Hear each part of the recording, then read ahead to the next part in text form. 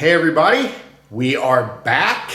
As you can see, different clothes, different weekend. Got a little color in the goatee here. Y'all don't think the drapes match the carpet, do you? Come on. Anyway, everything is the way it was last weekend. With the exception, I did spend a little bit of time preparing for this episode, cleaning gaskets. I straightened up some of the tools. We had a mess here. But basically what we're going to do now, the plan is, well, first of all, let me tell you what I did. I don't have kids, but I have dogs, and dogs bump into stuff. They mess with stuff. So I went ahead and rechecked top dead center to make absolutely sure that at no point did our pointer get bumped, because if the pointer gets bumped, you got to find top dead center again. I looked at it again. The pointer is just fine. Then I went back over. I went ahead and left the dial indicator on here, which I'm getting ready to take off. The only reason I left that on is because why take it off if I got to redo things if the pointer was wrong or whatever. So anyway, that'll be coming off here momentarily. And then the other thing that I did, I went back in here and I triple checked, and it's not easy to see. I'm not. You saw it before, so I'm not gonna bother you with it. But that 15 pin difference between the arrow on the number 2 straight up on the exhaust and the arrow on the number 3 straight up on the intake, they have to be 15 pins. Well, we tie wrapped them in place and everything should have been fine, but I can tell you from past experience, sometimes when you go to turn the motor over, if you don't have enough tension on the chain, it'll just make this little click, and the next thing you know, everything's off. It just jumps a tooth, and then we're back in this mess and we have to go redo everything. So I am very happy to say that everything checked out, triple checked. I've got 15 pins. When I'm at top dead center, the number 1 pin is straight up parallel with the surface of the head, unlike where it was before, where it was raised up. Like I said, don't know if it jumped cam timing, stretched chain. I don't care. It was broken. We're here to fix it. So anyway, now the only thing we have left to do, I want to go ahead and just, because I'm curious, see if the compression actually changed once we switch the cam timing. In theory, it should. My guess is it will. How much? I honestly don't have any idea. And each engines are different. There is no, it's going to pick up 10.25 PSI because we changed 15.5 degrees on the intake. Man, get out of here with that shit. This stuff is all really general. Now, when you're engine building, it's a different story. You can get far more precise, but it's really just to help your head to make sure that you have everything perfect. Speaking of perfect, why didn't we adjust the valves? The valves were all in spec. Everything was fine. There wasn't one valve that was off far enough for me to think that we needed to replace a shim. And if we needed to, all I had to do was pick up a bucket, pull the shim out of the top of the valve cap, and replace it with the next size shim. We're talking about thousands here. This engine wasn't necessarily noisy. It had a little bit of noise, but I don't worry about that stuff. Now, once again, and this is a super, super top secret here, when you're engine building, you realize that the valve lash actually controls your effective cam duration and lift. Not by much, but think about it this way. If I've got, let's say, 12 thousandths clearance on the exhaust, and all of a sudden I decide, 12's pretty loose, I could probably get away with 6, still be okay. Well, if I change it from 12 to 6, then I've basically moved the bucket up closer to the cam lobe so that when the cam lobe starts to rotate, the valve will actually open slightly earlier and close slightly later than if I had looser cam timing. And it'll actually show, in theory, 6 thousandths more lift. That's some super sport, super fine detail stuff that we may get into in the next episode, but we're here to fix the miss on Scott's bike, so we're going to focus on that. I'm going to grab the little GoPro here and go over and show you how I'm preparing. Obviously, to do a compression test, we have to put the starter side of the bike back together and clean all this stuff out of the way. So we'll do that right now.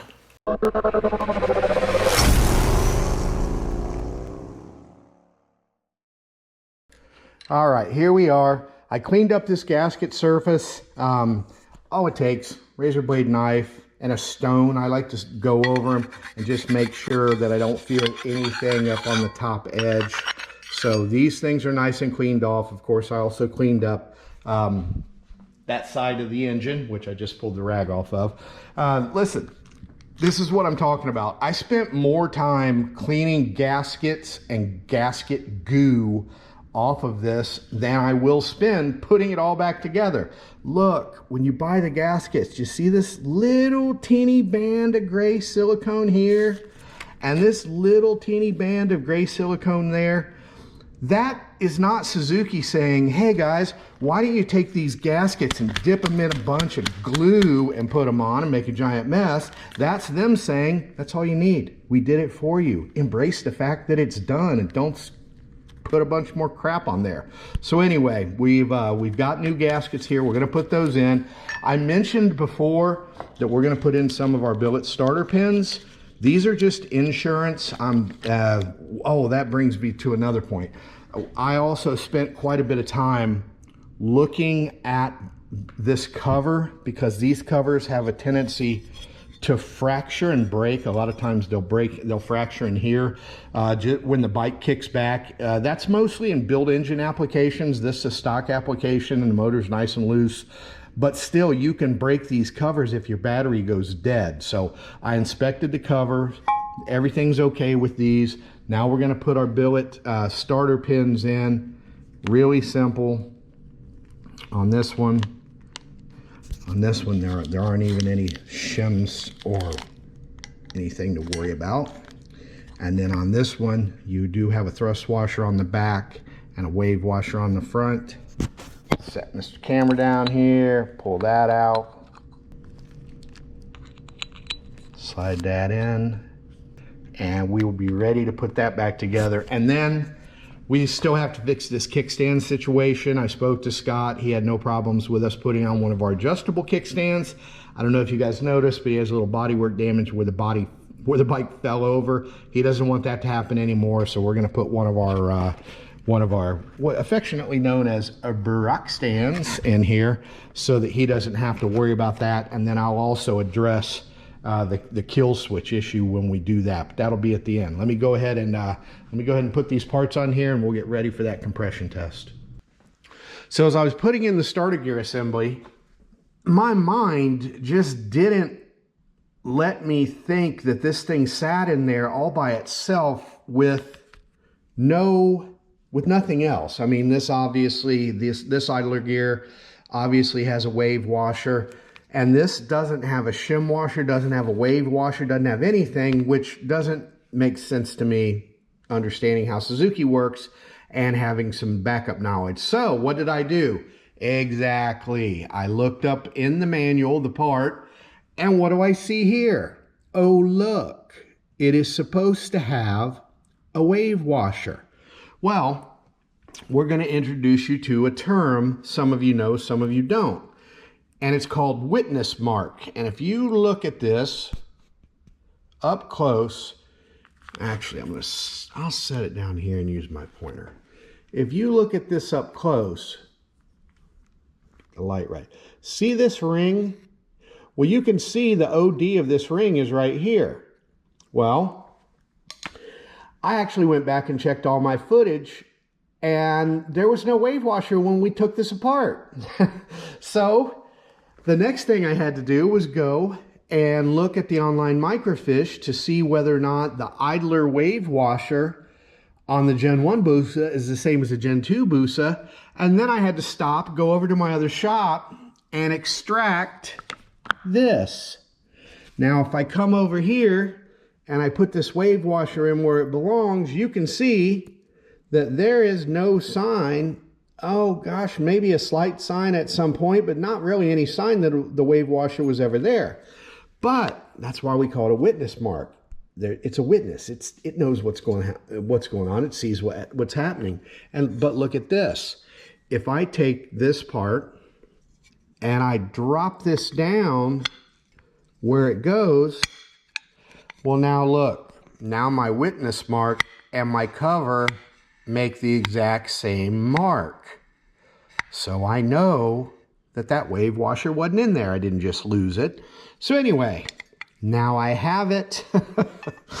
I'm going to put it back together, and we're going to continue on with putting the starter assembly together so we can get our compression check done, hopefully this month. Okay, back to reinstalling the cover. So what we're going to do, put the billet pin in, put this gear in, and we're going to actually install our wave washer. There's no doubt, it seemed to work fine without it, but this is supposed to be there. So back to that thing. We know the engineers know more than us. Put the damn thing in. I did take a look to see if there was any problem with the gear not meshing and this thing being able to basically slop around in here, and I don't see any issues that would tell me that leaving this out caused a big problem. I just can't put it back together without this. So it's going to go back in. Now we're going to finish up, put our gasket on. Now, one of the things I like to do, obviously I need to make sure that the dowel pins are still installed. I like to install the dowel pins on this side, and when the cover came apart, one of them was stuck in here. Well, by putting both dowel pins in on this side, then when I slip the gasket on, it naturally holds them into place, and I don't have to play the falling gasket game where you can't get this cover put on because all you're doing is trying to keep the gasket in place. Move that out of the way. Give this one more quick look. Surfaces are clean, except for my greasy fingerprints.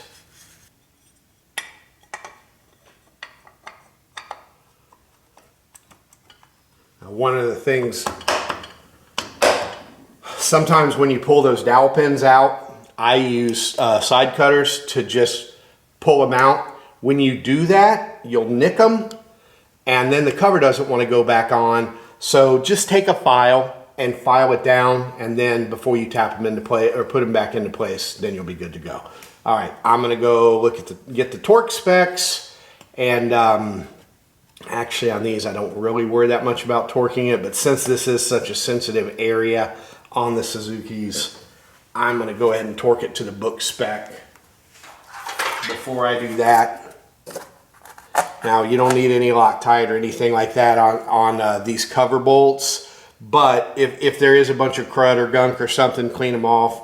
These actually look pretty good. I'm putting the one that needs the rubber washer back in its correct spot. We'll just sort of walk them around.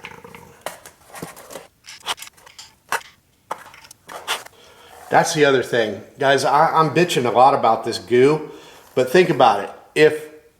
If I have pieces and pieces and pieces of glue in my engine, eventually there's a filter in the oil pan, and this stuff you can get so much of it that it'll block the filter, starve the engine for oil, and blow the engine up. It'll cause crankshaft damage. You knock out main bearings and rod bearings and do all kinds of bad shit. This is just a terrible habit. Don't do it. Only use enough sealer that you need to get the engine to properly seal, and the manual explains that to you. Don't put too much sealant. Don't slop it on stuff. This isn't some old copper gasket. This is modern day stuff. I'm not going to say anymore. Just don't do it. All right, the torque spec is once again 7 foot-pounds. So why don't we use a foot-pound torque wrench? Because they don't work until 10 foot-pounds. So 7 foot-pounds really is too much, and it'll cause you to strip the bolts. Now, you guys know I'm not a big fan of torquing all the bolts, but like I said, this is sort of a trouble area on these bikes.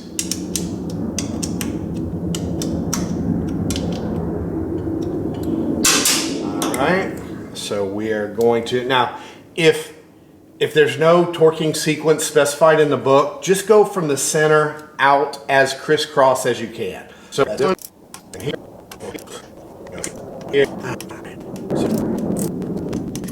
all right, now that's nice and happy.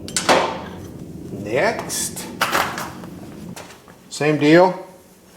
Make sure your surfaces are clean. Make sure you've got both the dowel pins that you need. They're both here. We're going to go ahead and install the gasket. We're going to make sure that we have the thrust washer. There's actually another thrust washer right here, even though it's stuck with oil. That's fine. We'll just leave it. And then the wave washer. Put this together. All right. And do the same thing. Inspect real quick.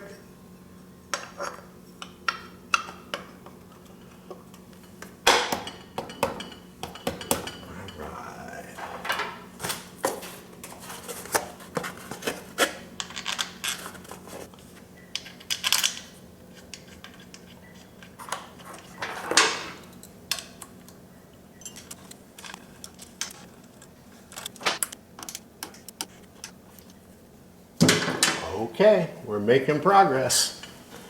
All right, so we just want this engine to go back in the same configuration. I'm gonna put the starter back in, but because it's got an O-ring here, I'm gonna lube it. You could use regular motor oil on this. We've got a Napa Auto Parts close, so I used to use piles and piles of this, but it's just a white lithium assembly grease. That's all it is. You can get it from any Napa store or any automotive store. And we're just going to put a little bit of this on the O-ring so that we're not trying to put the O-ring in into the back of the cover dry. That'll help it go in smoother and also sort of help it until the engine fires up and you get pressure, and then the O-ring does what O-rings do. So let's make sure we're clean here. And definitely don't spray any kind of chemicals on this O-ring because they'll swell. When you put them in, you'll nick them, and then you'll get an oil leak. How do I know? Yeah, that's that experience thing we talk about. Now, if I was thinking, I would have went ahead and left this cover off so you could see the starter come in, but you can see, I just put a little dab here.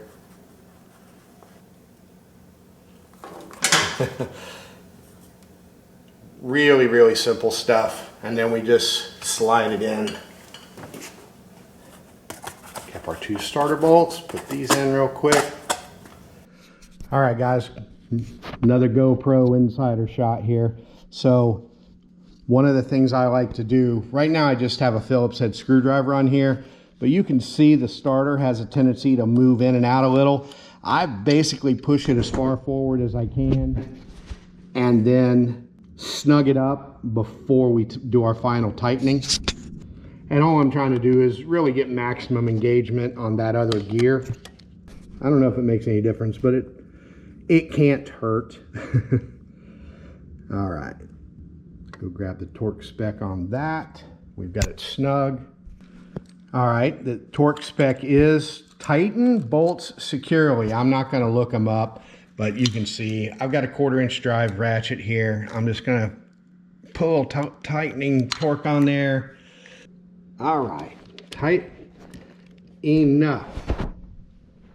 We'll go ahead and leave the plugs out of there for now. Yeah, in case I got to spin the engine over manually. We'll leave those out. Now we're going to come up here, get rid of all this stuff, and do our compression check again. All right, guys.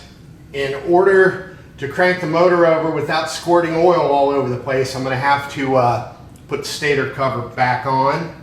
That's no problem.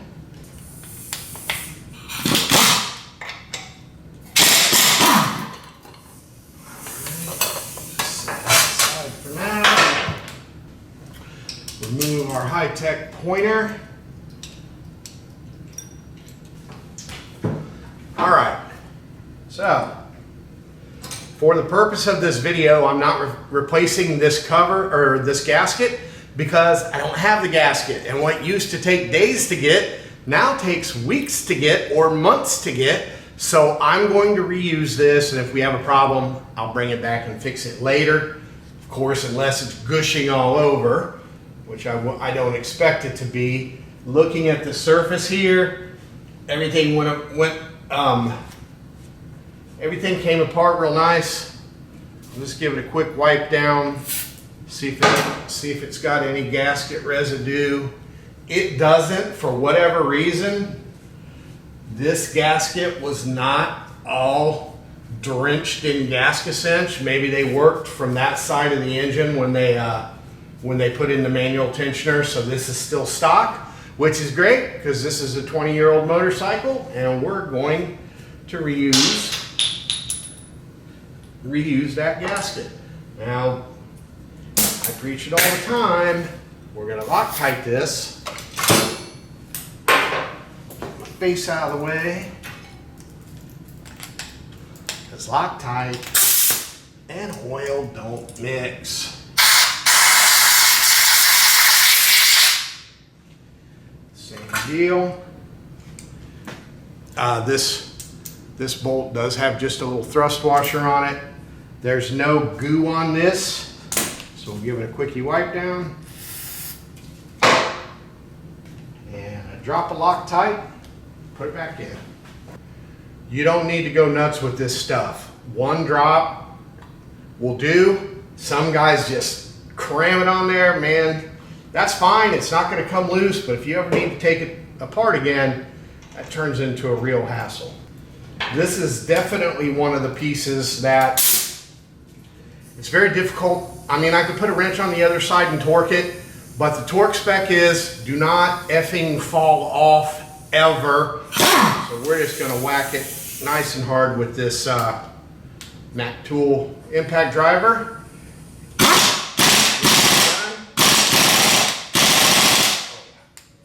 She stands. All right, once again, quickie wipe down. Inspect the gasket. Wow, this gasket looks great. Hard to believe it's 20 years old. It may have been replaced at some point, but it looks really good. And then same deal, 2 dowel pins. They just happen to be in the correct spot, or the spot on the cover here with the gasket. All we have to do, there's a really strong magnet in here, so I'm going to make sure to be very careful to try and get this lined up and not peel the tips of my fingers off. Yeah, I'm right now. I don't know if you saw it, but it grabbed it really hard. So it's on level, awesome. And now wipe her down. Yeah, and if you look real quick, these aren't all covered with goop, so I got a feeling that these had never been removed before. Maybe obviously when they chromed the cover, but since then. And whoever put that back together didn't goop them all up. Yay.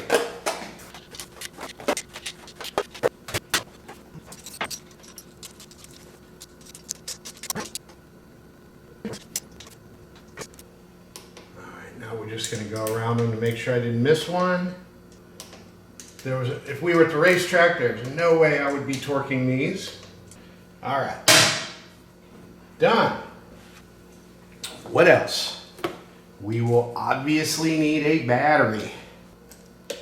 All right, we've got the battery in place, but if I press the starter, nothing's going to happen because I haven't bothered to put the ground wire or the starter wire back on.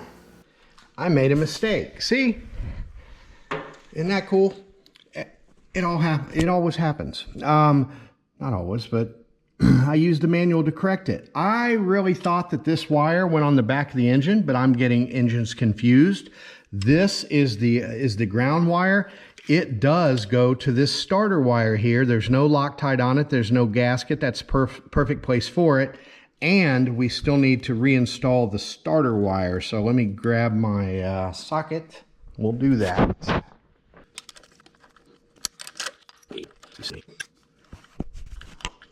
All right, so we're just going to pull that out. whenever possible. You don't want to mix and mingle cables. It's just bad form. So I'm going to go ahead and put the screw back in here. All right. Give it a little torque. That's it. Don't need too much. Now, this one's important. This is the one I was telling you about before. If you over tighten this, it will break this little insulator that's underneath here. So all I'm going to do is put this on and basically snug it, and they stay pretty good. All right, let me show you how I'm going to do this here. This is super high tech. Just go until it feels tight. I've just got 2 fingers and my thumb on a 1/4-inch drive just to where I feel it start to get pretty tight. I can't tighten it too much that way. Now if I grab it like this, it goes bam, click, broken. That's it. That's all we need. Put the rubber boot back on. Make sure it's sitting all the way down. All right. We are looking good. Okay. We're going to need our strap again, as we still have the clutch switch engaged. Can't find what I need, so that'll be just fine. All right. Now we have that hooked up, nothing in the way here. Power. We're just going to give it a quick turnover. All right.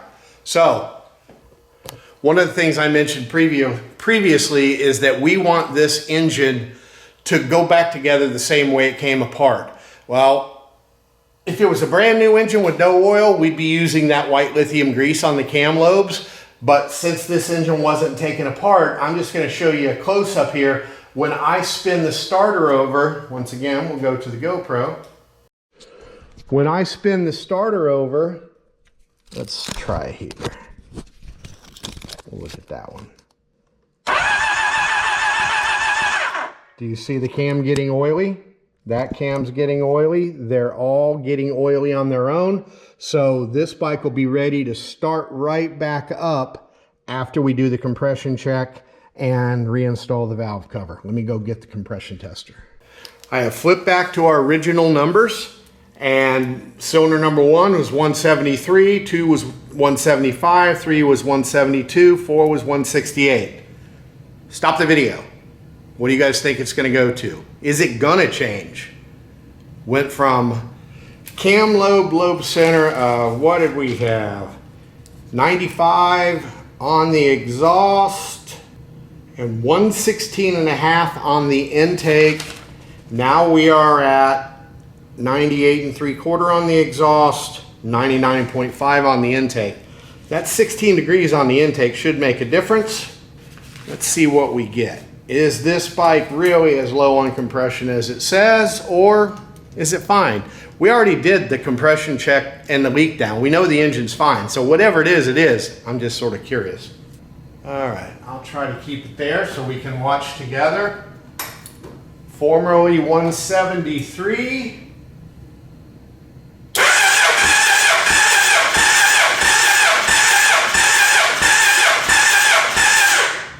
Now, drum roll please.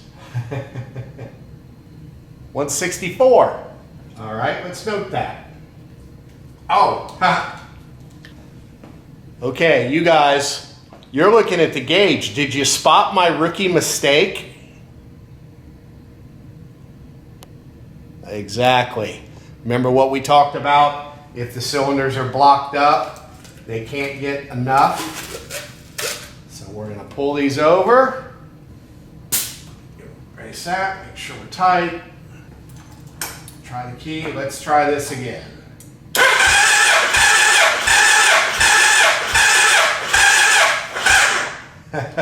Okay, now we've run the battery down. And you can't do a decent compression check with the battery so low. But the fact that it's turning over so much harder is actually pretty encouraging. Let me get the charger. All right, try this again. Pretend like we know what we're doing.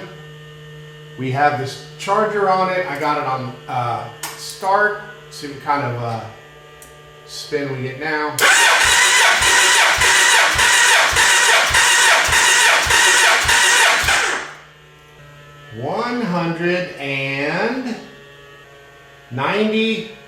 $194. That's pretty cool. So 20 pounds of cranking compression. This thing's gonna feel a bunch sportier at low RPMs, that's for sure. All right. Previously, cylinder number 2 was at 175. Let's see if we get 195 out of it.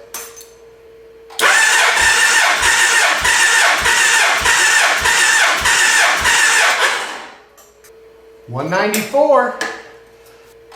Cylinder number 3, previously at 172.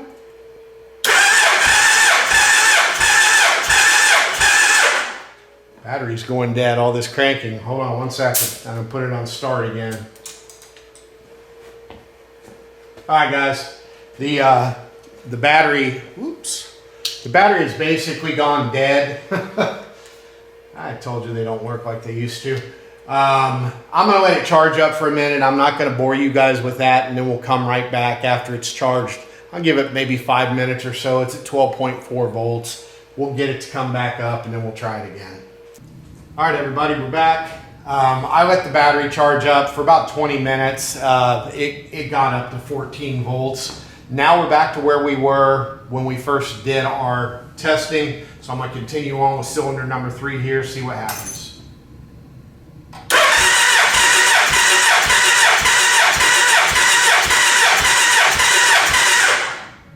All right, we are at 194. Previously we were at 172, so we are 194 across the board. Let's go ahead. This will be interesting. Cylinder number 4 last time was 168. Let's see if we can keep our streak of 194s alive. Obviously, if you have a dead battery and the bike can't crank, you can't get the proper cylinder readings. But cranking faster versus slower doesn't really matter so long as it can completely crank and cranks up to where the gauge stops. So let's try this. We were at 168.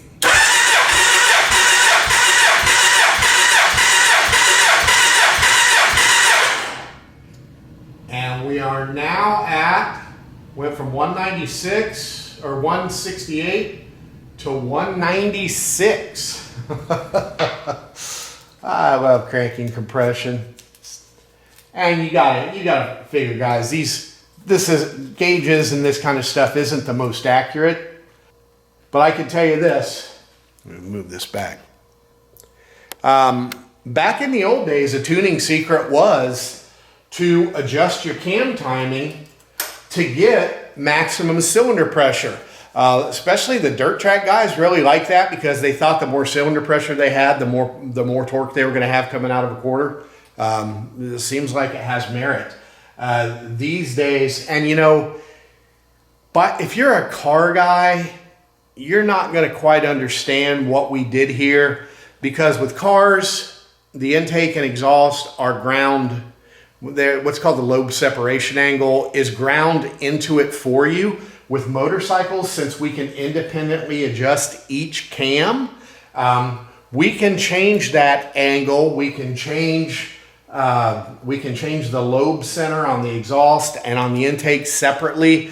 Now this all gets into cam timing, which is quite a bit more advanced, and I know I've already got a whole lot of people's heads spinning with this one.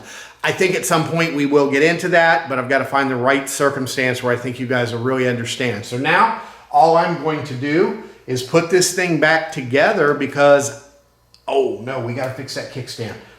Let me look at that and we'll start putting this together, and I'll show you what I do, what I end up doing with the kickstand, because right now it's broken and I still haven't fixed it. So we'll look at that next. All right, guys, I want to mention this before I put the valve cover back on. I've been waiting for weeks and still don't have an OEM head gasket or cam chain or cam cover gasket. So I had to go and take one off of my own motorcycle. I'll replace it when it finally shows up. But because this gasket had been previously used, I am going to put sealant where Suzuki suggests before installing the head gasket. Now, what kind of sealant? This and only this. This Suzuki Bond is badass. I've been using this stuff since the 80s. People say, oh, it's just silicone and they charge too much for it. No, it's not. Whatever they got in this stuff, it really is impervious to oil, gas, and it's much more resilient and much less likely to fail in my personal experience over all that time. I also use this on my drive chain master links. It's a great product to put over top the master link because after a certain amount of time, if you just put RTV, it has a tendency to fling off, especially if you get caught in the rain or whatever. The RTV just goes away. This stuff stays, which means your clip on your master link stays. Great stuff. Buy some and use it wherever you would ordinarily use silicone. It's not a commercial. I used to use Jama Bond. That stuff has that's great stuff too, but it's just not as pliable like this stuff is. So I'm a big fan, and I'm gonna clean this up, get it ready to put on. Just put a small amount. We don't gotta gob everything up. Sorry, I told you I wouldn't do that. A small amount here. Nothing needs to go here. And then we'll go ahead and put the valve cover back on and work towards getting this thing running. All right, guys, so what I've done, I put my head gasket on here. I cleaned up the cam cover. I put just a small amount of the Suzuki Bond on here. These gaskets, I'm not going to replace. Not only do I not have them, but I typically don't replace them. They last a long time. And then there's also gaskets that go on the retaining screws. Now, Suzuki manual says to replace these. I don't have them, so I'm gonna reuse these, but think about it. These came out just like this. They've been good for 25,000 miles. They're not gonna leak. If they do leak, we'll address it later. Sometimes you just have to get stuff done, and I know that you guys want this epic video to be finished at some point. So you got to check to make sure you have the cylinder head dowels. They're already in the head. A lot of times I would put them here in the cover, but with those you really have to worry about them falling out. And if they fall out and go down through an oil galley or something, it could be a problem. So I just left them in the head. I'm going to slip this on and keep on going. Oh, also, I cleaned the cylinder head as well as I could because it had so much gasket sealer on it. I cleaned it the best I could. We're just gonna have to play it by ear. Like I said, if it has a problem, great. Otherwise, we'd have to pull the engine out just to clean off gasket cylinder or gasket sealer. I love you, just not that much. So we're gonna leave it where it is.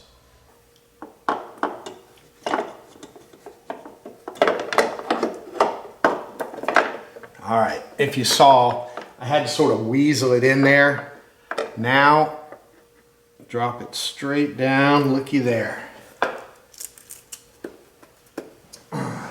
A lot of guys will put Suzuki Bond all over these. Yet again, unless you have a leak or a problem, don't worry about that. If you do have a leak, if you pull the screw out, put a little Suzuki Bond on that.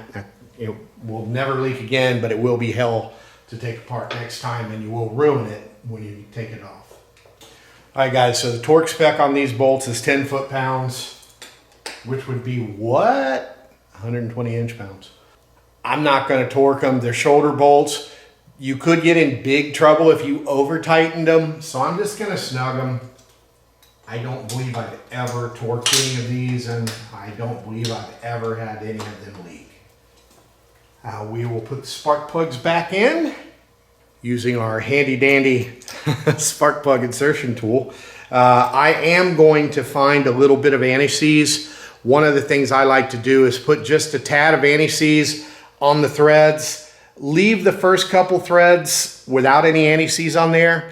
And then as you screw them in, that way you don't have to worry about getting anti-seize in the cylinder or anything. Even if you would, it'd burn right off. But it's just a good practice. Leave a couple threads with none on it. Put some more on. Don't slobber them all up. This will just help. Sometimes these plugs get in there really, really tight, and they're hell to break loose. Sometimes they simply won't come out and you got to pull the head and drill them out. Just a little bit of anti-seize on these makes all that go away. So it's just a good habit to get into. And then we're going to go ahead and put these plugs, because there's nothing wrong with them. They're fairly new, and we marked them 1, 2, 3, 4. We're going to put them back where they came from with just a little bit of anti-seize on them first. We're just going to put a small amount, something like that. If we can focus, hello. Anyway, you get the idea. That's all it takes, and I didn't put any at the top threads. I don't have to worry about contaminating cylinders with it. I'll just do the rest of them here real quick. Not sure if you're familiar with anti-seize. It's basically graphite pasty stuff, but as soon as you put it anywhere, you find it everywhere for days, so it's not toxic. I should probably be wearing gloves, but I'm in a hurry. I want to get this done. I want to go for a ride. I'm excited to see what this thing feels like now. For those of you who may have fast forwarded through the other part for us pulling these out, this is nothing more than a piece of tubing. Doesn't make any sense to gap the spark plugs. I have these gapped at 22 thousandths, 28, can't remember. I did them while we were doing the troubleshooting, 22. And just doesn't make any sense to gap your plugs and then drop them 6 inches and bash the gap shut. So this is just an easy way to install them. Okay, spark plugs. The torque spec on the spark plug is 8 foot-pounds, which is 96 inch-pounds. We put the anti-seize on it. Going to go ahead and torque them down now. Spark plugs are one of those things, if you don't have a very good feel for how much you're tightening, over-tightening them can be a real problem. Under-tightening them can lead to compression leak and poor performance. So this is one of those applications where I definitely would suggest torquing them. And for those of you who don't know, the proper way to use a torque wrench is, hopefully with no extensions, but in this application we don't have that option. But you want to move the torque wrench in a smooth, you don't want to go little then start, because the startup torque ruins your reading. So you want to basically get it snug down fairly tight, and then come in and just bring it over until you feel it click. Hopefully without running out of space. All right, that's it, done. Also, never store a torque wrench with the spring compressed, because then it doesn't read right anymore. All right, spark plugs. Let's go ahead and look at the wiring harness here. The coil wires are all labeled 4, 3, 2, 1, and then you also have your camshaft intake cam position sensor, which we definitely want to plug back in. All right guys, I jumped the gun on that a little bit. I forgot to put in the little heat shield here, so I'm going to unplug the cam position sensor. Go ahead and put this back up in here. These bikes run hot. I guess if I put it in the correct way, that would be better. These bikes do have a tendency to run hot, so you want to use everything that the OEMs give you to help with that. All right. Sensor back in. If you remember, just as more good policy, got the coils labeled 1, 2, 3, 4, and then all you do is just push them down in until you hear a solid click. Sometimes it'll be multiple clicks, but solid. And then we're going to point them so that so it's easier for the wiring harness to attach to them, I guess is what I'm trying to say. I'll go ahead and use the GoPro. Hopefully we can hear the click. There. It's almost like a little crunchy sound. Number 2. Click, click, click. Number 3.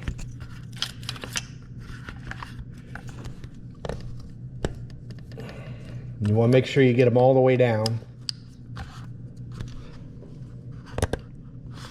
All right. Sort of tuck that in. Make room for the airbox. All right. We are ready to uncover and install the throttle, or uncover the intakes and install the throttle bodies.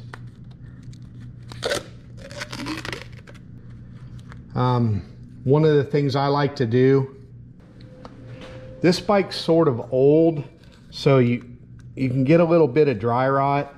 Some guys will WD-40 the inlets, but I found that the throttle bodies have a tendency to creep out when you do that. So I try to remove any kind of oil residue that could be going on. And then back to that good practice thing. I know we've kept this covered, but before we put this together, wow, does this thing need some of the winds cleaner. I cleaned it a little bit, but obviously not enough. You can see a pile of debris. It's just carboned up from use on the back side of those intake valves. We'll make sure that it gets a nice dose of winds in this gas tank when we fire it back up. Clean all that stuff out of there. That's a lot of miles, 25,000 miles, and that just goes to show you how dirty our fuels are and how things get all carboned up. All right, everything's clear. All right, I'm gonna go ahead and remove the battery charger. So you guys know, I didn't put the negative on the battery, back to that whole spark and blow up thing. I put it down here on the engine, so I didn't have to worry about sparks, but I'm gonna go ahead and pull that off. I also have one of the smart battery chargers, so they don't spark. Let's try not to blow ourselves up here. All right, quick visual inspection. This will be for the throttle bodies. This is for the gas tank. A little sensor. All right, vacuum sensor. I'm gonna loosen these clamps up just a little bit, and hopefully these things will go in without a bunch of hassle.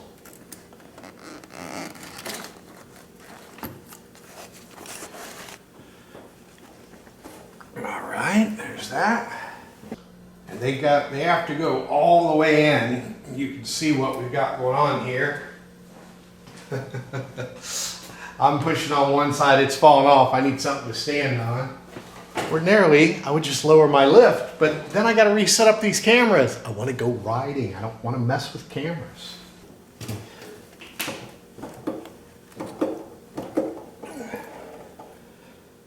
Sometimes you can sort of wiggle the fuel pump. There we go.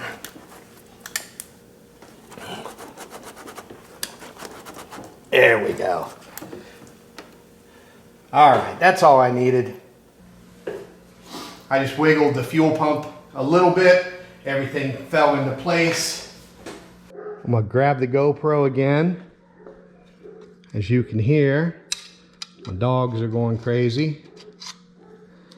Actually, we don't need these tied up anymore.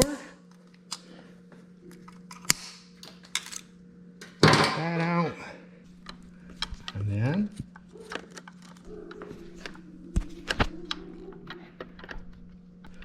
just going through the hole in the frame to be able to get to the screws tightening the throttle bodies. How tight do I tighten them? About like that. Do the same thing over here.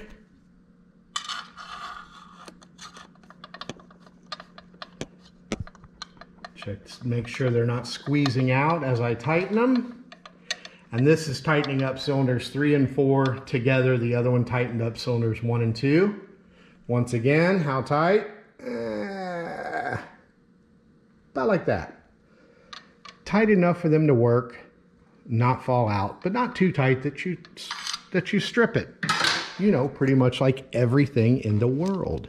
All right, we're gonna go ahead and route the idle adjustment cable here. And I know this is definitely one of those things where I could have said, Assembly is in reverse of disassembly, but I hate that. You guys hate that. We'll end up putting that back together. We'll go ahead and put the cables in here. Now, if you remember, we marked them. What did we mark them? Front and rear, top and bottom. Geez, I can't even remember. All right, so if I pull it this way, that's more throttle. That's more throttle. That's less throttle. That's a B. It just got rubbed off. So also you want to pay attention. You want to pay attention to how these are, because you don't want them all twisted and wadded up. Now, like I said, since we didn't have to really mess with these much, if I can get this back in, shouldn't be much adjusting.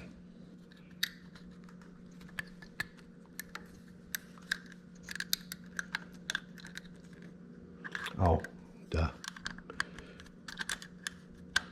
This is actually your fast idle. It's not a choke, it's fast idle. All right, well, I'm gonna have to take the adjustment out there. All right. So now we have no free play whatsoever down here. Obviously that's no good. Come forward a little bit more.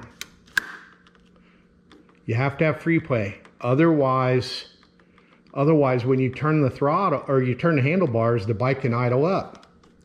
You also, when you decelerate, you want to make sure that you're actually shutting the throttle bodies. More of a safety thing. There's not much that can hold them open these days. Carburetors used to be bad about it, but like right now, I think that's okay. A lot of guys like more slop, a lot of guys like less. I personally like less. As a drag racer, I like keeping them fairly tight. We are fairly tight here, so let me grab a wrench. 12 millimeter. The bottom ones are captured with these little pins, so all you have to do is tighten this up, and then of course you have your cable adjustment here, which we'll get to after we ride a little bit, but for now I think we're set pretty good. We'll go ahead and put in our fast idle on the electronic fuel injection choke lever. There's no such thing. It's fast idle. All right, got that there. Pull this up. Same deal. If we do this, one of the things that has to happen here, we want it to be a fast idle, and this adjusts the RPM of the fast idle right here. But there's got to be slop in the cable so that we know this isn't being pulled. So right now we've got slop. This isn't being pulled. As soon as we move the lever, it's pulled. We're going to lock that down. All right, and we are now, check the operation, make sure that it snaps back. It's a safety thing. If you go to the racetrack and your throttle doesn't snap back, you will fail tech.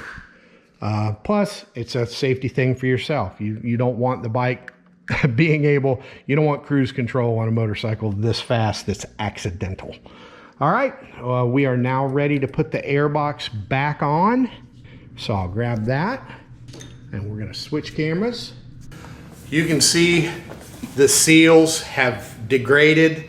I don't want anything going into the engine, so I want them to seal up, but these are really torn up. I'm just gonna do the best I can here and let these things, I don't want them to go inside the airbox. Of course, if they do, they can't really get to anything, but I'm gonna let the owner know that this is something that he's gonna want to address. It's not part of this fix. It's just one of those, we should do it. A lot of guys believe that the ram air should be seriously tightened. They'll remove these, tape them up. It's a whole bunch of work. The reality is all you're doing is moving air. You're not really building pressure. Supposedly you can. I haven't actually put any sensors on the bike to see whether or not it does go positive at high speeds. Honestly, I don't care. I don't do much land speed racing. Talk to those guys. They know all about it. Maybe it's worth something in real life, but for what we're doing, we're going to go ahead and just put this back together. So we have the same kind of configuration here where once we tighten these up, it tightens 1 and 2 and 3 and 4. The inlet temperature sensor, we're going to go ahead and route this wire up through here. So we can basically plug that in first, because sometimes you can't get to it after the airbox is mounted. Go underneath. All right, that's slipped right on. We're going to use our cartoonishly long screwdriver to snug these up. About like that. These are the ones you really have to worry about squirting off. I should have checked them for oil, but I'm not having any problems, so it means there really wasn't any oil there. If there was, it'll let me know. All right. There's a little bolt with a fender washer on it that catches the front of the airbox. All right, so there's the little rubber flap. That needs to be underneath there. It's just a little heat protector from the valve cover. That needs to get sandwiched in between the airbox and frame to prevent it from falling down, which can of course cause problems. You don't want to over tighten this because it squishes it and breaks it. So yet again, 1/4 inch drive, just make sure it's a little snug. All right, go ahead and put this sensor back on the back of the engine. This is not the bolt that came with it, but it is the bolt or screw that came with it. It is the screw that we took out, so I'm just putting it back. Doesn't matter what holds it there. All right, we'll switch over to the GoPro here before we plug all this stuff up. Your crank vent goes back on the bottom of the airbox. Make sure that it's fastened securely. The inlet air pressure sensor vacuum tube is just a little small tube, goes right here. And then this little check valve goes right here. Actually, you can see where this is sort of mushroomed, which will cause things to leak. Cut off the end that's sort of mushroomed and dry rotted. Now it slips up in there. Fits nice and tight. Make sure these wires are out of the way. And we are getting very close to reinstalling the gas tank. Move all this stuff out of the way. All right, guys, I want to show you what I did here. The end of this fuel tube was dry rotted and obviously not in good shape. So I just went ahead and cut it off. I know we've still got plenty of room. I don't have to replace that hose. One of the things I did though, I accidentally damaged the original OEM clamp. I like using on any type of tubing, I like using these clamps. The problem with regular hose clamps are inevitably they get over tightened and it causes the tube to split where they're over tightened. This is just one of those little repair kits from a local automotive store, so they're easy to get. That's just one of those details that somewhere down the line will prevent you from having a fuel leak going down the road and being a big pain in your rear end. Simple stuff. I'm just mentioning it, you know, for future reference. It's just another good practice. Okay, before we go any further, before we put the tank on, I'm going to put the coolant overflow bottle, which I guess you can't see there. I'm going to put it back on, got the screws here, and then over on the other side of the engine. If you remember, I had a hell of a time getting this plug out. It's a really simple plug, but they'll, I don't know if it's a thermal expansion, contraction. I don't know why these things lock up like they do, but I can tell you what I'm going to do. I'm going to clean this up, get rid of any debris that's in the thread. Same with this one. And then yet again, I'm just going to put a little bit of anti-seize on these before I put them back in. So if this bike has to be worked on, we don't have to go through all that hassle and risk breaking it the next time. All right. anti-seize.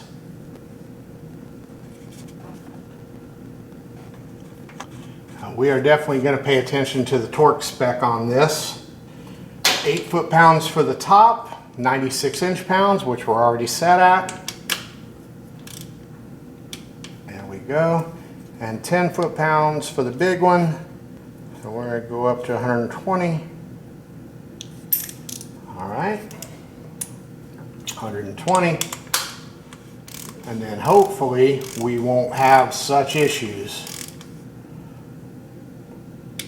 next time. Sweet. While we're here, we will go ahead and use this cable clamp to tie up. This is the oil pressure sensor wire.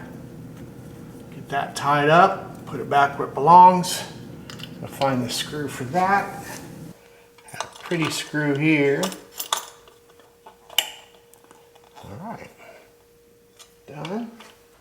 All right, guys, before we get to troubleshooting the kickstand, I'm gonna go ahead and put the gas tank on. Of course, we put the throttle bodies on. I'm gonna leave the power commander off it for now. I wanna make sure we've got everything cured before I put the power commander on and get the drivability where it needs to be. Just so I don't forget here, go ahead and plug the throttle bodies into the wiring harness. The only other plug on these is going to be for the fuel gauge, and then of course we're gonna have to do the hoses for the tank. And then if you can see this little deal, that's our tip over sensor. Let me show you that sensor a little closer. All right, so I mentioned it once before, but this little deal here is the tip over sensor. It's only got 2 wires. And basically, it sits on the bike like this, and if the bike tips over, it opens up a switch and the bike turns off. It's really just a safety deal.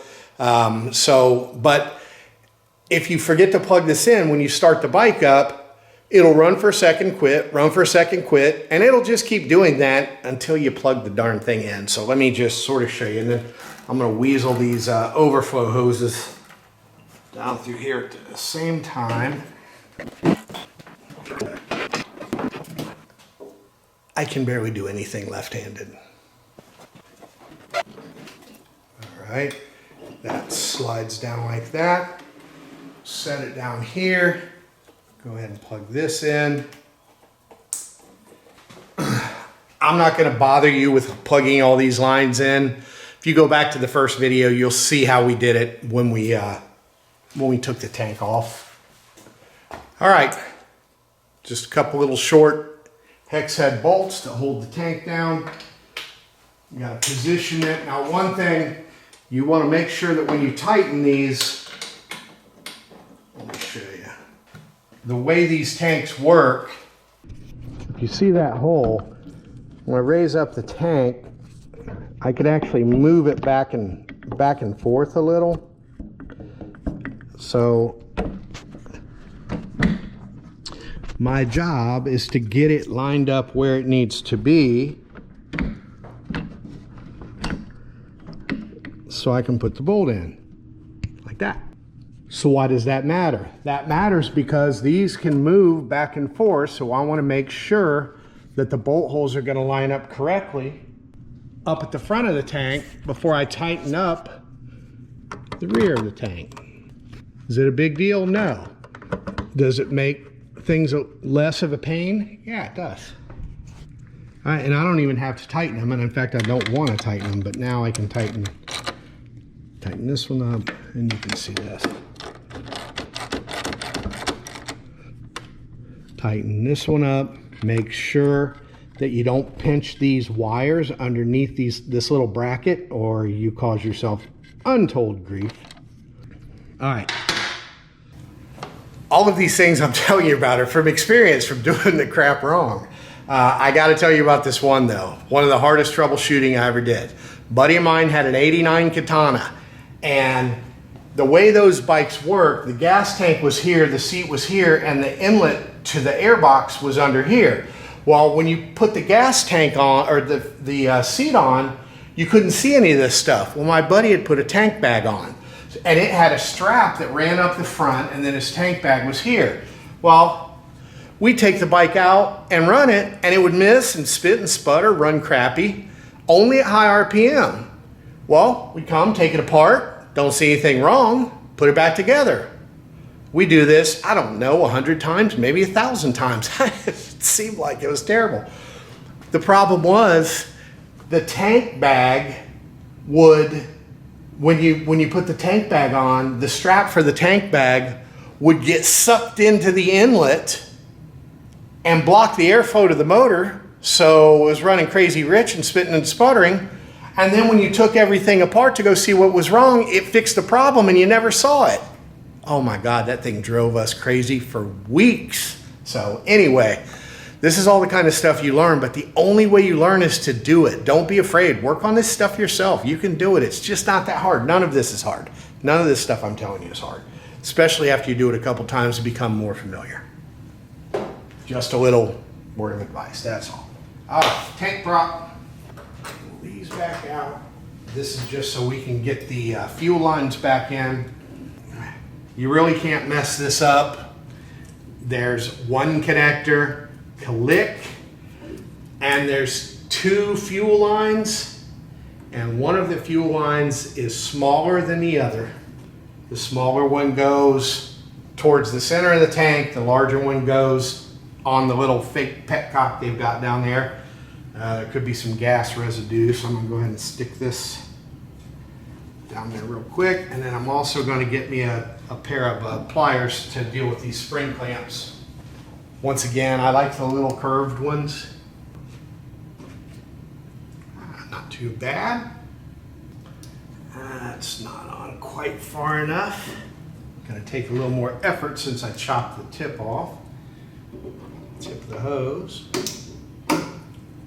Sometimes when you chop the tips of the hoses off, they need a little bit of coaxing. All I'm going to do is take some flathead screwdriver here, or flathead pliers, needle nose pliers, my mouth used to work, and just expand it a little. All right. Oops. All right. Now, there we go. All right. I knew I said I wouldn't show you, but I'm not that guy. All right. So there's the top one. There's the bottom one. Pull the rag out. And then one of the things that's really important, and we may actually have a problem here already. All right, no, we don't. You just have to make sure that you're not interfering with anything when the tank comes down. And you can see we're pinching that line, so I can fix that quickly. All I did was move the crank vent inward a little bit. I know you can't see. I saw one video thing, a ball. I know you can't see, but now when we come down like this, we're gonna make sure, I'm gonna move that connector out of the way now. All right, so when this comes down, we just wanna make sure that nothing is kinked. Best we can, looks good now. All right, there we go. Then we'll put these screws in, lock everything down, put some gas in there, make it work. All right, so before I put the tank down for good, I just propped it up again. I had to pull this off to be able to get the valve cover off.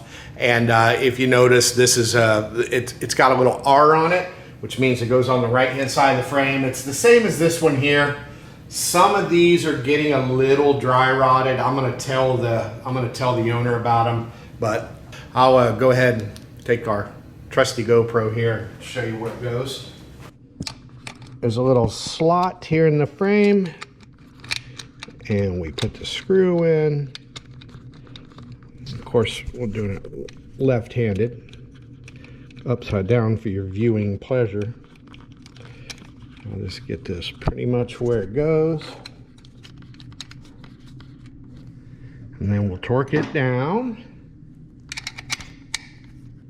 All right, now we've got all the clamps on. We're not pinching any cables. We did put in, shameless plug, Sprint filter. because we want this thing to be easy to maintain from now on. As far as speed goes, he doesn't care much about that. Scott doesn't. But as far as easy to maintain, I think everybody likes doing that, not having to wait for weeks on parts when all you have to do is pull this out, hit it with some compressed air, put it back in, and go ride. All right. Are we forgetting anything else? I do not believe so. Go ahead and put this down just for safety. All right. We will put the tank down and leave it down, hopefully this time. All right, so before we get too awfully carried away, I need to know whether or not this bike's gonna run before I start putting on fairings and that kind of stuff. I will go ahead and get the tank ready to tighten down. We'll go ahead and tighten it down. I'm pretty confident here. Actually, you know what? That's a bad call. And the reason it's a bad call, I wanna be able to start this bike up, make sure that it's running, and then I'll pick up the tank and I will look for any drips or anything like that. Then we'll settle it down. I apologize, guys. I'm skipping around a little bit. I haven't messed with one of these things in a long, long time. I forget. All bikes have their own little procedures. And man, Gen 1 Busa, we're talking about a long time ago. Not making excuses, but it's true. You get used to what you're doing and you forget what you don't do. That's why it's important to do it. So let me get some, I'm gonna have to move some cameras out of the way here so I can lower this lift, gas this thing up, and we'll see if she starts. All right, we're using our child-proof gas can here. Doesn't make it too easy on this bike, but it's not bad. I'm listening for any strange sounds or smells.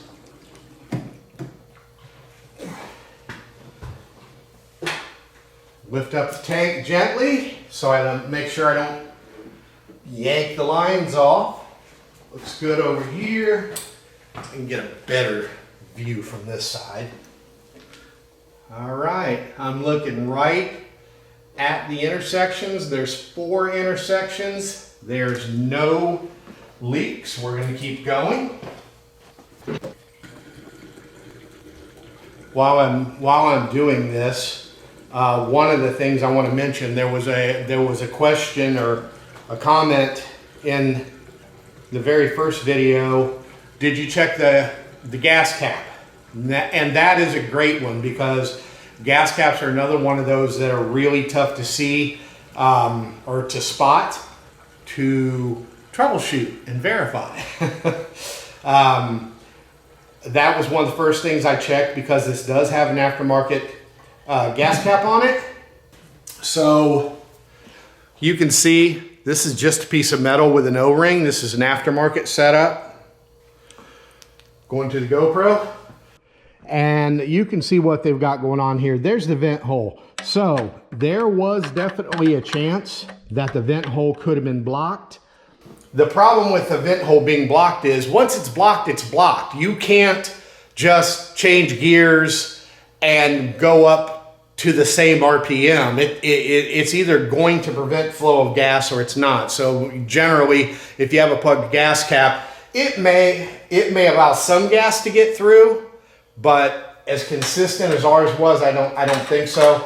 So the first thing I did was I just loosened it so that I knew there would be some air and this wasn't blocked off. And then the second thing I did, when that didn't make any difference, I took this off and I put this in my pocket and I went for a ride, and it did exactly the same thing. So I did check the gas cap sealing, but it most certainly wasn't it.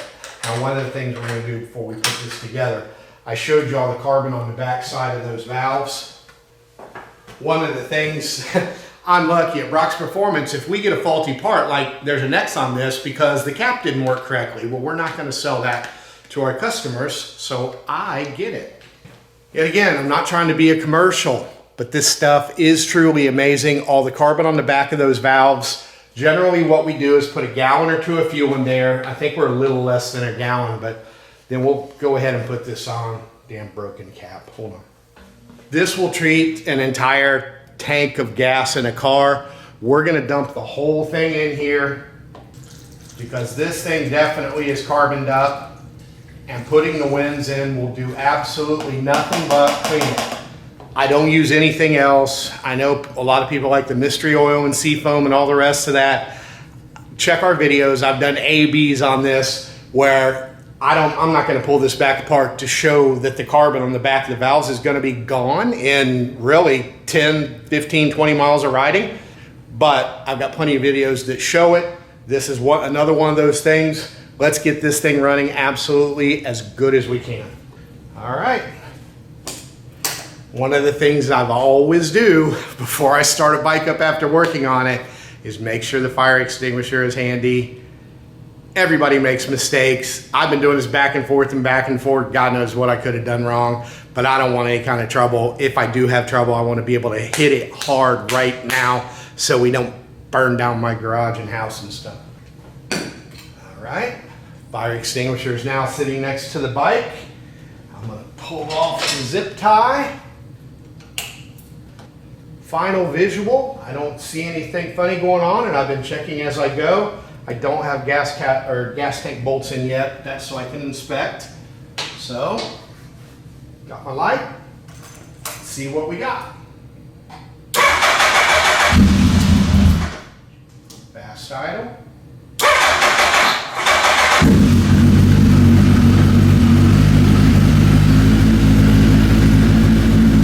Okay, you can't hear it, but that rattly sound that it has coming from the engine is already gone. So that tells me that we definitely have some cam chain noise going on. We'll let this thing warm up a little bit so we can give it some revs and make sure that it still sounds good. Whenever you start a bike up after working on it, of course you're gonna have some smoke.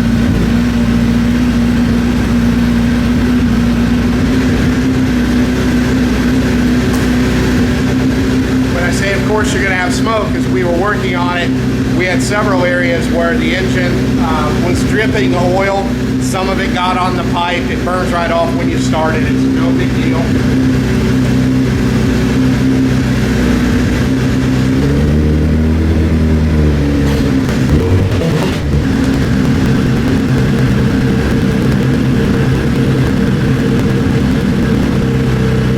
You can see we got a little smoke coming from the front.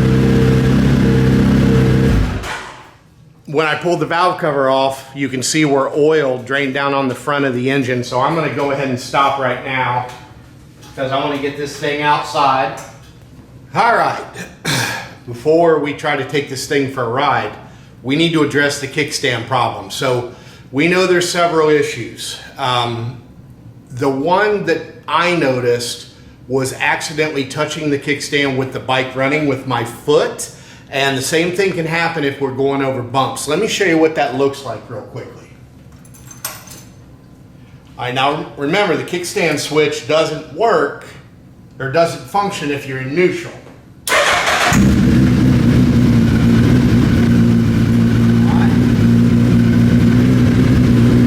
as soon as we put the bike in first gear, or any gear, watch what happens when I touch this. Done. Now, the bike stalled. It won't restart because the switch is already out. And the problem we have right now is the kickstand won't return. I don't know if that's dirt or a weak spring, but I'll show you how to check that. Let me go ahead and turn this off. Now, any of you that have seen our kickstand BrockSTAND mounting instruction shows we've got it tells you we got a little trick. We just take the spring, and once I get this spring off here, and shove, we put the kickstand down, we shove coins into the slots to keep the slots expanded, and then when you pull the kickstand up, it's much looser. The reason we do that is if you take a spring tool like this and try to pull off the kickstand spring without the coins in there, you can get it off, but you have to yank so hard that it'll damage the spring. Now, when I feel this, it makes me curious as to whether or not the spring has been sprung. That's actually what it's called. I'm not making it up. And so if I take this little thing and try to pull the spring off, I should not be able to. Under normal circumstances, they're just far too tight. And this basically just falls off. So when I say we put the coins in between the springs, you can see here. Now, this spring is actually still wound up pretty good. It could just be worn out. It's a little hard to tell right now. So that's one of the problems for sure. The other problem is, I don't want to show you his body work, but the bike fell over once. He's pissed, and he's a painter. When a painter lets his own motorcycle fall over, is he in a big hurry to paint it? No. These guys are artists, man. He put a lot of time and effort into it. And I don't remember when it fell over. It was probably a year or more. No, I've had the bike a year. Definitely longer than that, but he's not in any hurry to fix it because he's pissed and he's punishing himself for letting it fall over in the first place. So the problem we have a weak spring that could be causing the bike to run poorly, and then we also have a kickstand that is not short enough. I don't know, it looks like they did shorten it when they lowered the bike, but just not enough. So let's go ahead and pull this off real quick. Tell I already had that loose.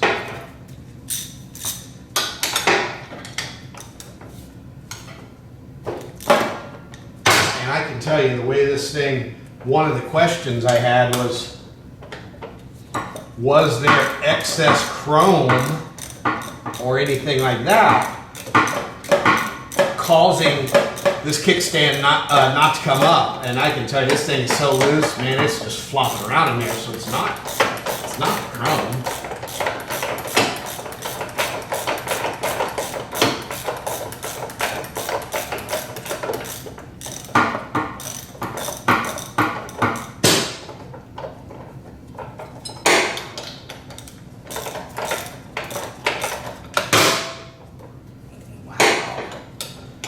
Holding on to the last thread.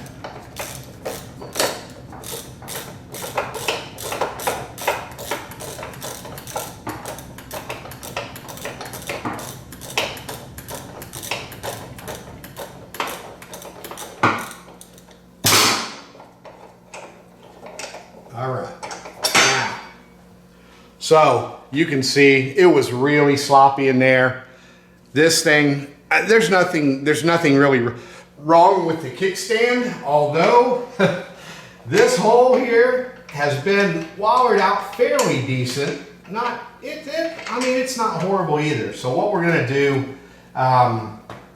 obviously a kickstand spring is the culprit, but not for the bike falling down. So I'm gonna keep this, set this aside.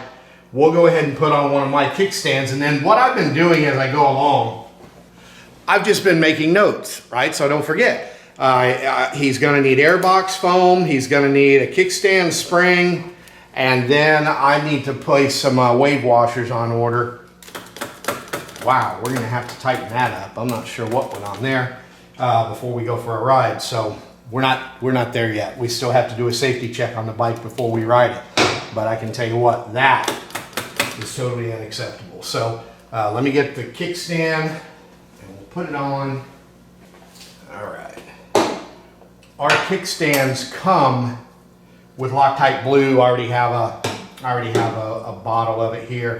So all I really did was clean off the threads on this nut, and then we'll go ahead and install this.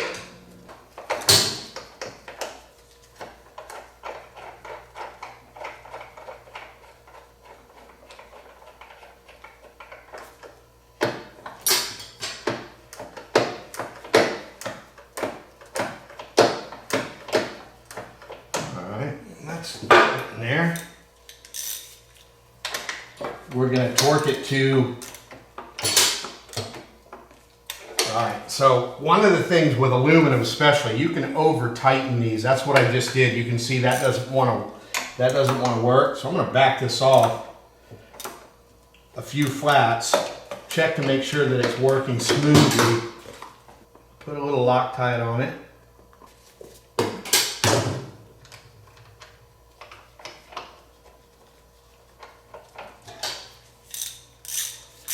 And then tighten it up.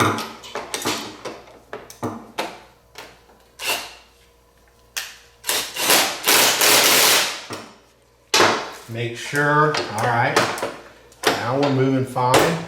Now, I'm gonna end up going over to my other shop and getting Scott another kickstand spring off of one of my bikes, but for right now, we're gonna put this back on and see whether or not we think we can go for a ride with it set up the way it is. There's no real good way to fix these springs. Once they've been pulled too far or used too many times, 25,000 miles. How many times does this kickstand come down? It's probably just worn out. But oh, well, looky there. Well, still not quite enough. All right, so we're just gonna have to be conscious of that. It is staying up much better now. I forgot, I actually moved that pin away from the bolt in the design of our kickstand to give it a little bit more tension so we don't have to worry about that. Now what I could do, just because this thing's having a problem, if you trace the wire from the kickstand switch back into the harness, it comes up right here. Well, we could take this connector, we could either cut these two wires, twist them together. This is a normally closed switch, so the bike will run. When it comes down, that opens the switch and kills the bike. So if we just unplug it, man, this thing's been together for a long time. Push the right tab, Brock. So if we unplug it, nothing. Of course, I think we are still in gear. Now we're in neutral. What happens just as soon as I put it in gear? Dead. So what we would have to do is either jump across these two wires, which falls off. Typically what we do is we take the kickstand switch section and really, I've seen guys chop these off, strip the wires, twist them together, call it done. I've seen wire nuts on them, but then you never have to worry about this happening. If you're a gambler, what I would do, a better way, is to strip these back and tie the two wires together, use a decent crimp, solder them together, whatever you want to do to keep them tied together. Then when you plug this connector back in, you made your own little jumper. We're gonna leave this like this for now. It'll be fine for what we're doing. I'm gonna get another kickstand spring on order and he will be just fine. While we're up here, we're gonna go ahead and take the opportunity to put our little heat shield back in. A lot of times when I go to test ride a bike, I'll leave the body work off, but on some of these bikes, stuff moves around just a little too much. So actually this one's not that bad. It's just a time saver, right? If for some unknown reason I did something wrong, bonehead move, why have to strip off the fairing and all that stuff again? So what I'm actually gonna do, I'm gonna leave these out and I will go ahead and put the little plugs back in the frame so I don't forget those, where we got access to the throttle bodies. And then I'm gonna tighten up this chain and go for a ride, see whether or not this thing messes up. I'll go over to make sure we don't have to worry about losing anything if we don't have the lower fairing on there. I'm not gonna go fast. I just need to go 8,000 RPM in first gear, barely break the speed limit in Mexico.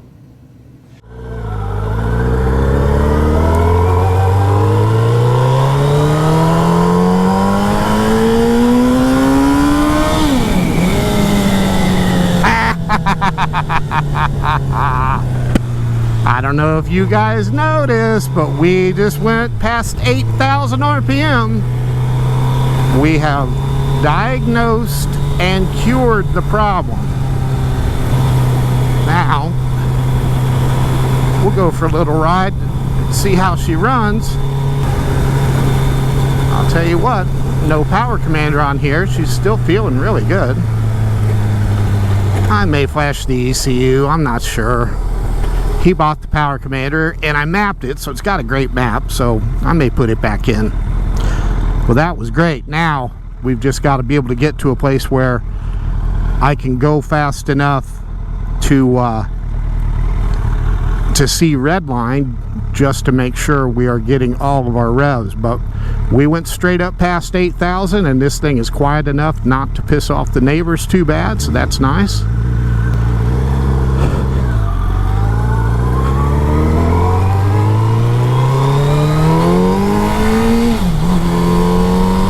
Oh yeah, she's running real good. Like I said, if you haven't had a chance to ride one of these things, man, you're really missing out. And also, they're really inexpensive. Now, these days, prices have gone crazy, but not that long ago, you were able to get a Gen 1 Busa for a nice one without a ton of miles. I mean, every bit as nice as this, you know, maybe with stock paint, for $5 grand. How can you beat that? Are they the most technologically advanced motorcycles? No. Are they fun? Oh, hell yes, these things are a ball. Sure is green in Mexico.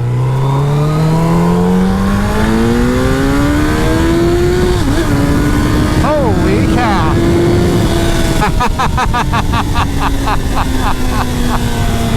Oh my God.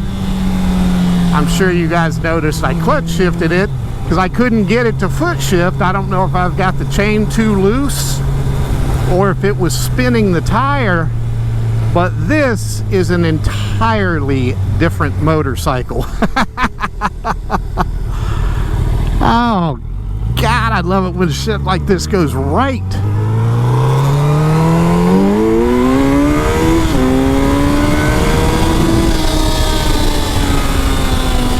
Wow.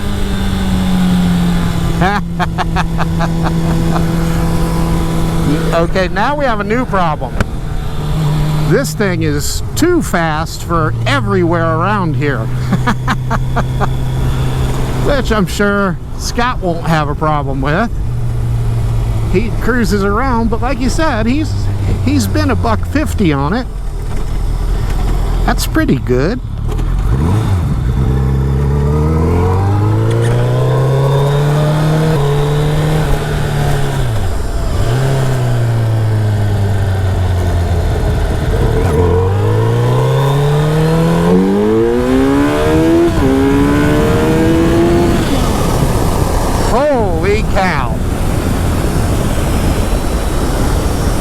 You're gonna have to bleep that out. This motherfucker rolls. God, I love these bikes.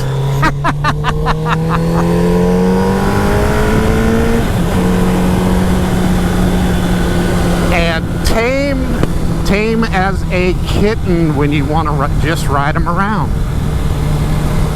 That's what made the Hayabusa legendary. This is a phenomenal motorcycle. Even I'll call it the old ones. Man, these things got motor for miles, and they just haul ass. I promise you that this bike has a new life now compared to what it used to have.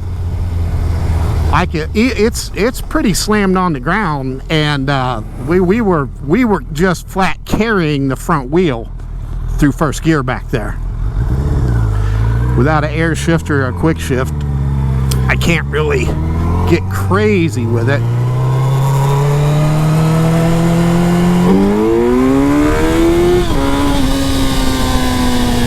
Wow. If this were a car, I would be hammered into the back of the seat. This thing went from running terribly to this is, I promise you, this is a solid mid 9-second motorcycle at probably close to 150. With a lighter guy, they'll go faster than that, but it's for sure no joke. Oh, gotta love the gravel. Anyway, guys, so just sort of in conclusion here, I believe we have the bike fixed. I love it. People on lawnmowers give motorcyclists head nods. I just figure they probably ride too, and it's a habit. So anyway, what did we fix? How can I explain this? And I tried to explain it in the one of the videos, but what we had here was a cam chain that had jumped one tooth all the way, and it had to have been all the way on the bottom, because when we changed the sprocket and put the exhaust cam where it's supposed to be, it only changed about 5 degrees. I mean, it was pretty close to where it was. The intake cam, on the other hand, changed over 16 degrees, but it still had, oh shit, I'm explaining this wrong. I'll have to figure out a better way to say this.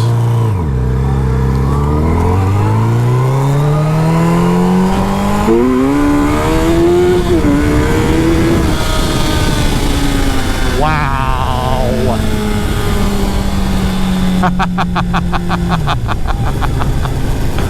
This is bringing me back to 1999 and my first ride on one of these things. I can't help but giggle. And this thing's sort of fun because that old Gen 2 muffler is really quiet. But like I said, this is a 9-second motorcycle, midnights. Imagine what it would take to make a 9-second street car. Oh my God. Thousands and thousands of dollars. And it most certainly wouldn't be as quiet and fast as this. As fast, I guess, if it's not 9 seconds, but. And remember, guys, these bikes were not speed restricted, which means with its newfound power, could you go 200? Yeah, a lighter guy with enough run could go 200 miles an hour on this motorcycle. Will it do it in a mile? Man, that one's really hard. I barely did it in a mile on a Gen 2, and they've got quite a bit more horsepower. But if you've got longer than a mile, this bike will also go 200 miles an hour. Oh, wow. Warp speed, Scotty. Another thing, Scott was worried that his transmission was messed up. I mean, I just put it through the paces pretty good. There's nothing wrong with the transmission. I promise you, it was that it was that kickstand killing the bike, going over bumps and then killing it momentarily, hit another bump, knocks the kickstand back where it's supposed to be. That's a kickstand switch away. All right. Well, that was fun. I love Mexico in the summertime. All right, so let's just sort of try to wrap this up and wrap our mind around all of this information. What did we learn? Well, we first started off by checking out the condition of the engine, right? We did a leak down test. We did a compression test. Our numbers were decent. The leak down was really good. Shows the bike, the engine itself is in really good form, even though it's got a lot of miles. He uses Allison oil and Petron, and that just goes to show why we use it. It's good stuff. Damn near no leakage all the way across the board, almost like a new engine, actually better than a new engine, just because everything's worn in, seated in, everything's great. Then we did the compression check. Same deal. It wasn't out of spec. It was a little low, a tad low, but not enough to where the manual would have said it's broken, go fix it. So then the question was, we went in and said, all right, if we're going to go and figure this stuff out, let's see if anything else needs to be addressed. So we checked the valve lash. Well, I started looking at the book and was going to explain valve lash to you, but quite frankly, it was all within spec. We didn't need to do it. And I don't want to throw additional complication into this stuff because I know some of you guys are new and you probably think I'm going blah, blah, blah, blah, blah, blah, anyway, so why add it? The moral of the story is the valve lash, even at 25,000 miles, was still within spec and good and consistent all across the board. So we left it alone. So what did we change? The only thing we changed was the cam chain. And then we put the bike back together according to the Suzuki manual.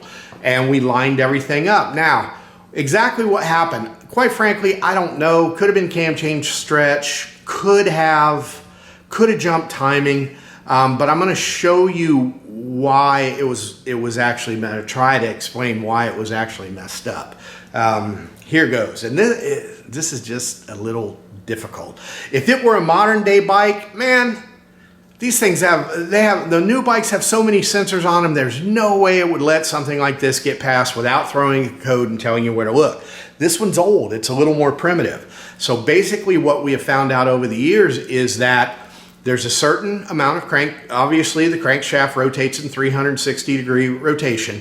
The cams do also, but there's a window of operation where the cams have to be. I say cams because they're only actually measuring the intake. The exhaust is the 15 tooth forward of where they're measuring the intake, but the pin on the intake is being sensed, and that's getting compared to your crankshaft rotation. Well, if you jump timing, it will generally retard the intake cam, and the exhaust cam will go with it. Same thing if you have cam chain stretch. So when we replaced the cam chain, we took the arrow that was supposed to be parallel to the head, which was up high before we started, and then we set the exhaust arrow straight parallel with the head. So we knew it was where it's supposed to be. Then you've got your number 2 with an arrow straight up on the exhaust cam. On the intake cam, you're going back, 15 tooth, and those original 15 teeth didn't change from before and after. But what did change are the degrees of crankshaft rotation compared to that intake cam. And let me explain to you what I mean here. Remember I told you that it was really important to get a degree wheel. I mean, you can write all this stuff down yourself, but it's really nice to have a degree wheel that tells you the exhaust closes after top dead center, the intake closes after bottom dead center. Now, what they don't tell you and where you can get really messed up is the other number. Where do they close? Where is the closing? So let me see if I can compare it. And you can go back through the videos if you want. The exhaust before closed at 6 degrees before bottom dead center, after 18 degrees before bottom dead center. So same side of bottom dead center. It closed at 16 degrees after top dead center. After we fixed it, it was close, but it was 0.5 degrees after top dead center. Yet again, still close, but where it's supposed to be. Now here's where stuff gets weird. When we measured the intake cam before, it opened at 6 degrees after top dead center. Well, it doesn't tell you where the intake opens. It only tells you where it closes. It closed way out here at 59 after bottom dead center. Well, after bottom dead center is fine, but what about the opening after top dead center?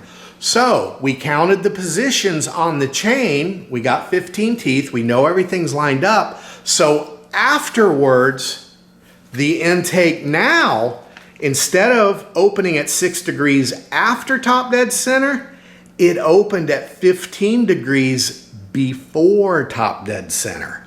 That's way the hell off. That's why we got that crazy 59 number. Now, when you go back in and you measure 34 or after closing 50 thousandths before it closes, it's after bottom dead center, which is also correct. So the real problem here was the intake opening after top dead center when the cam chain was messed up compared to opening before top dead center when it was corrected. So why did they make the bike miss? Man, honestly, I'm not smart enough. I don't know.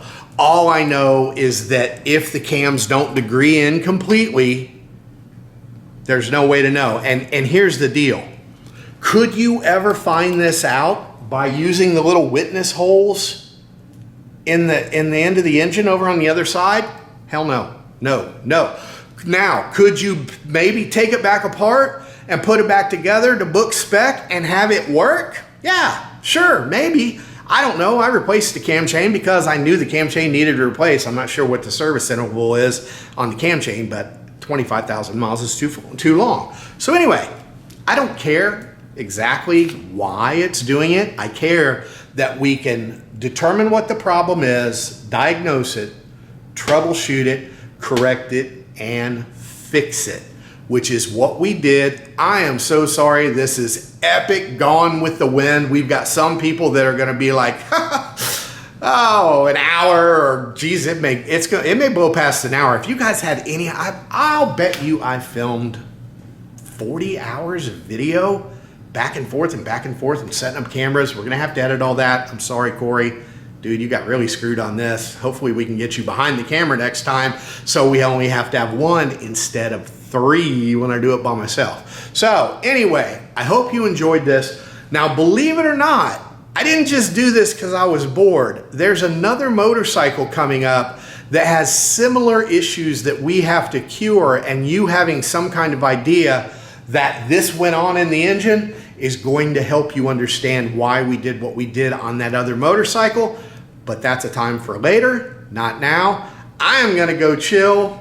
I'm taking the rest of the weekend off. I'll tell Scott his bike runs marvelously, and I'll give it back to him when I can. And anyway, I hope you enjoyed this. Until next time, I'm Brock from Brock's Performance. We'll see you then. And remember, if you want to support our channel, like, subscribe, hit the little alarm button, but more importantly, buy bike parts. That's what pays for all this stuff. It's not YouTube. We don't make any money off that stuff. We just try to make sure you guys know that we're not a bunch of dipshits you're buying your motorcycle parts from. Anyway, next time, we'll see you then.